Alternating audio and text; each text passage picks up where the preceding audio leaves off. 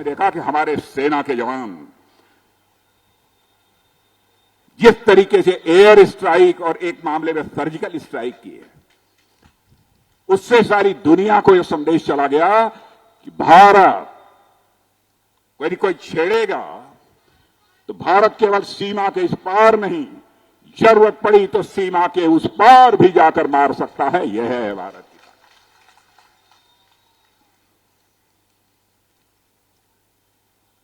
भारत को हल्के तरीके से अब दुनिया में कोई नहीं ले सकता। क्या क्या काम किया है मैं देख रहा था, मैं आंकड़े उठाकर मैं नोट भी कर रहा था। क्या करिश्माई काम किया है मोदी जी ने, जिसकी हम लोग कभी कल्पना नहीं कर सकते थे। बहनों भाइयों, 70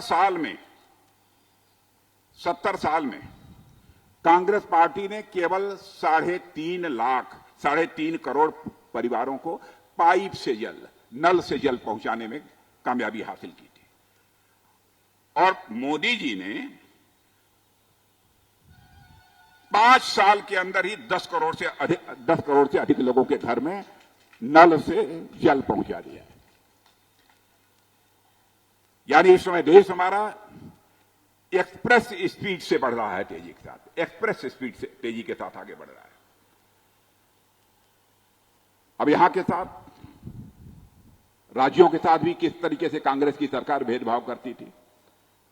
राज्यों के साथ भेदभाव इस हद तक था, पहले केंद्र सरकार राज्यों को मिलने वाली जो धनराशि थी वह केवल 31% देते थे, जितनी टोटल धनराशि रहती थी। लेकिन हमारे प्रधानमंत्री ने कहा कि जब तक राज्यों का विकास नहीं होगा, प्रदेशों का विकास नहीं होगा, तब तक देश का विकास नहीं हो सकता। इसलिए चटपट बढ़ाकर 31% से उन्होंने 42% उसको कर दिया।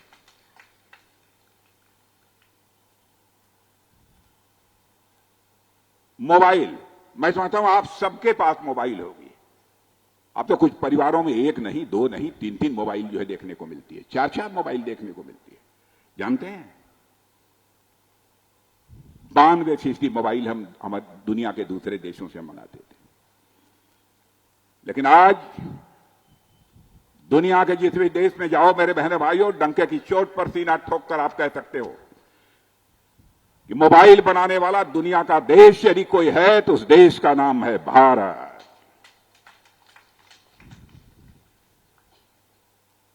पहले यहां पर हवाई अड्डे 74 थे, आज हवाई अड्डों की संख्या बढ़कर 179 हो गई है।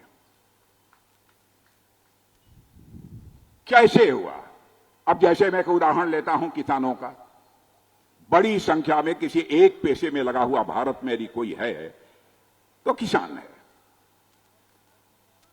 किसान के पास अपनी पूंजी न होने के कारण, यानी बुआई के समय, दवा डालते समय और साथ ही साथ सिंचाई के लिए जो थोड़ा बहुत पैसा चाहिए था हमारे किसान भाइयों के पास, छोटे किसान भाइयों के पास तो होता ही नहीं था, वह किसी से कर्ज लेते थे।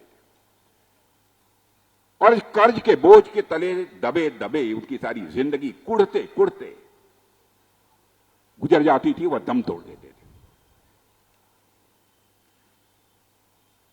मोदी जी ने करिश्माई काम किया। आते ही प्रधानमंत्री किसान सम्मान निधि के अंतर्गत प्रतिवर्ष किसानों के खाते में 6,000 रुपया भेजना उन्होंने प्रारंभ कर दिया। आप जानते हैं जब राजीव गांधी जी भारत के प्रधानमंत्री थे तो उन्होंने कहा कि हम क्या करें, मेरी समझ में नहीं आता। हम दिल्ली से 100 पैसा भेजते हैं लेकिन नीचे पहुंचते पहुंचते बामुश्किल 14 पैसा लोगों की जेब में पहुंच पाता है। यह उन्होंने अपनी लाचारी, अपनी बेबसी उन्होंने व्यक्त की थी। प्रधानमंत्री होकर राजीव गांधी ने यह बेबसी व्यक्त की थी, लेकिन हमारे प्रधानमंत्री ने इसे चुनौती के रूप में स्वीकार कर लिया। और बहनों भाइयों, मैं आपको बतलाना चाहता हूं, मैं गृह मंत्री बना ही था, उनके प्रधानमंत्री बनने के बाद पहली बैठक थी, मैं भी उसमें मौजूद था। अधिकारियों की बैठक प्रधानमंत्री ने बुलाई थी और उन्होंने कहा भाई ऐसा है कि जिन लोगों का बैंकों में खाता नहीं खुला है, जल्दी से बैंकों में सभी के खाते खुल जाने चाहिए। तो मैंने धीरे से कान में पूछा कि मोदी जी, ये बैंकों में खाता खोलने से क्या हो जाएगा, इसको आप इतनी प्रायोरिटी क्यों दे रहे हैं?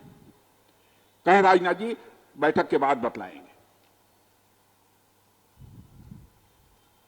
बहनों भाइयों, करिश्मा हुआ है, बैंकों में खाते खुल गए। जहां राजीव गांधी कहते थे हम 100 पैसा भेजते हैं और लोगों की जेब में बामुश्किल 14 पैसा पहुंच जाता है, आज हमारे मोदी जी डंके की चोट पर यदि 100 पैसा भेजते हैं तो 100 का 100 पैसा लोगों की जेब में पहुंचता है। भ्रष्टाचार पर अंकुश भाषण देकर तो नहीं लगाया जा सकता। भाषण देकर आप भ्रष्टाचार को समाप्त नहीं कर सकते। भ्रष्टाचार समाप्त करने के लिए व्यवस्था में बदलाव लाना पड़ेगा, सिस्टम में चेंज लाना पड़ेगा, तब जाकर हो सकता है। और इस काम को हमारे प्रधानमंत्री ने बखूबी किया है। गरीबों के प्रति हमदर्दी कितनी है।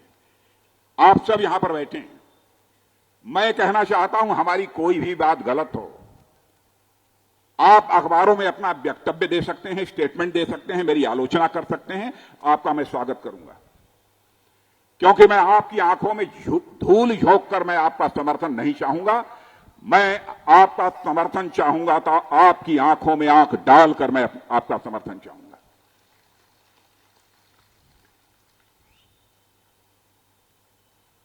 जन औषधि केंद्र, बहनों भाइयों, दवाएं कितनी महंगी होती थी मैंने देखा है, अपने गांव में देखा। मैं गांव का रहने वाला हूं, मैं किसान का बेटा हूं, मैं गांव के लोगों के दर्द को समझता हूं।